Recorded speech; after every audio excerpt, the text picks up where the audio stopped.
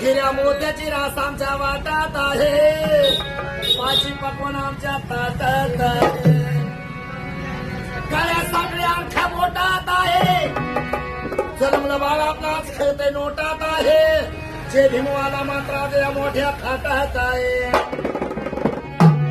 अरे आई की राहणं, अरे आई की खाणं, आई की मान सन्मान दिलं बाबासाहेब.